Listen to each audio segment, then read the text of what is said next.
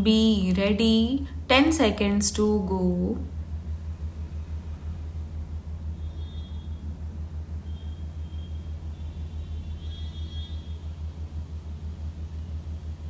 Start. This seminar to discuss parliamentary democratic forms of government is a very good move. I have looked at the heads of discussion on which papers have been received. They are interesting aspects of parliamentary democracy, but it seems to me that they deal with somewhat superficial aspects of the question. Democracy, as a speaker just now said, is a means to an end. What is the end we aim at? I do not know if everybody will agree with me, but I would say the end is the good life for the individual. What form it should take can be argued about, but the good life certainly must imply a certain satisfaction of the essential economic needs which will release him from continuous oppression and which will give him a chance to develop his creative faculties. Parliamentary democracy is a growth of the last 150 or 200 years. We must remember that even in England, the franchisee was strictly limited till recently. 20 or 30 years ago, a small percentage of the population had the vote. Even now, in quite advanced countries, women who form half the population do not have the vote. Democracy in those countries is presumably male democracy. It needed many struggles before democracy in the 19th century could widen out from the strict confines of certain classes. As the franchisee was extended, the representatives chosen also ceased to belong to the higher classes. It is only in the last 30 years or so that adult franchisee has come into being in a number of countries. This period is not long enough really to tell us what the ultimate effects of the universal franchisee are likely to be in solving problems. Problems are solved not merely by the governmental structure being good, but by the quality of human beings, their education, and their character.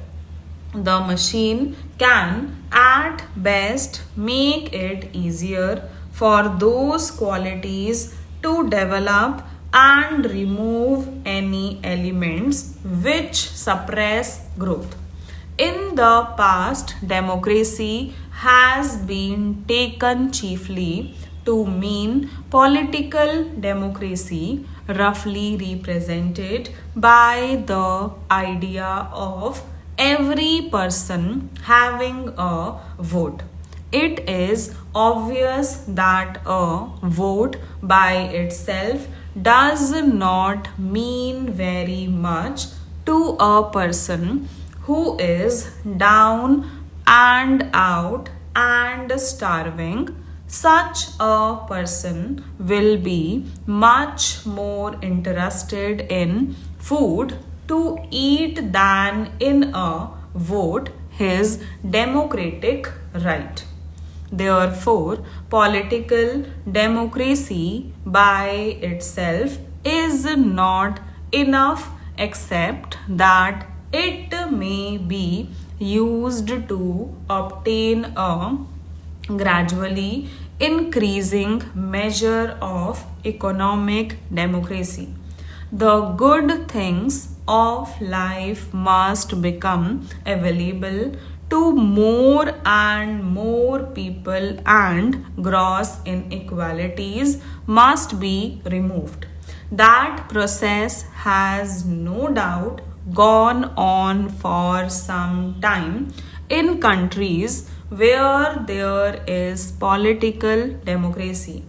One of the basic revolutions of the world has been the Industrial Revolution, which has changed the texture of human life.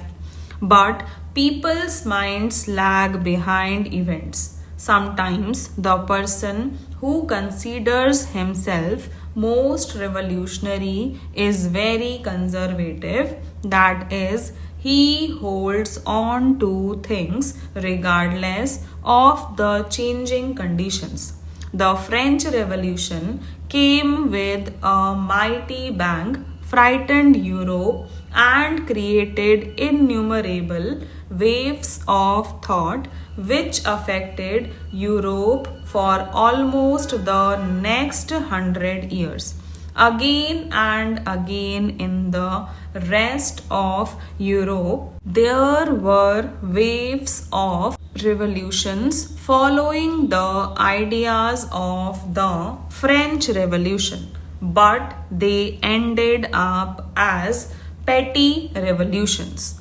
Even the French Revolution, when it occurred, was rather out of date in the sense that something bigger was happening behind it, the Industrial Revolution. The leaders of the French Revolution were hardly conscious of the Industrial Revolution that was in its early stages.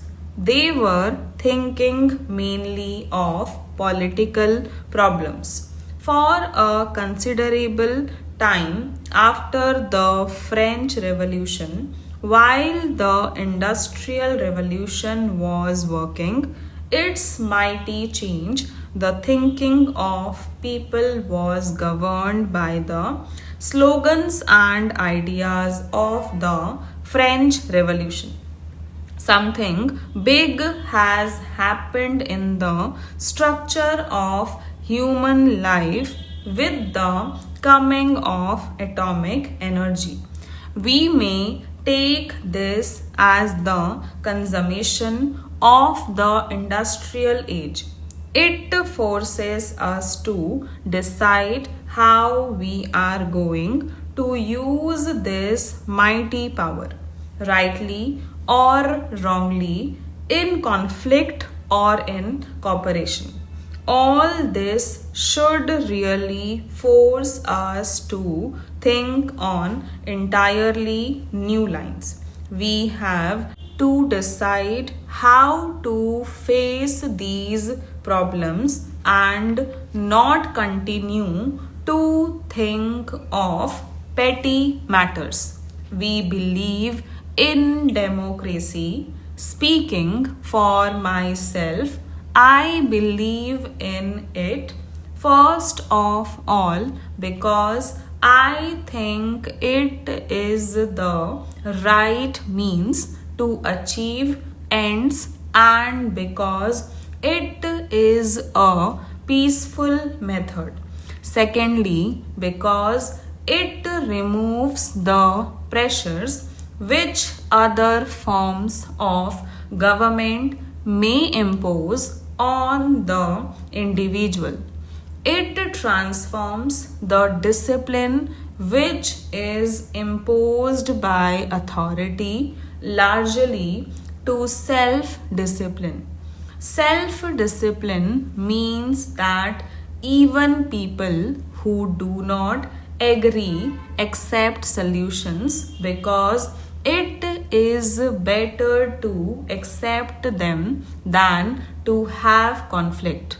It is better to accept them and then change them if necessary by peaceful methods. Therefore, democracy means to me an attempt at the solution of all the economic and socio problems by peaceful methods. Stop.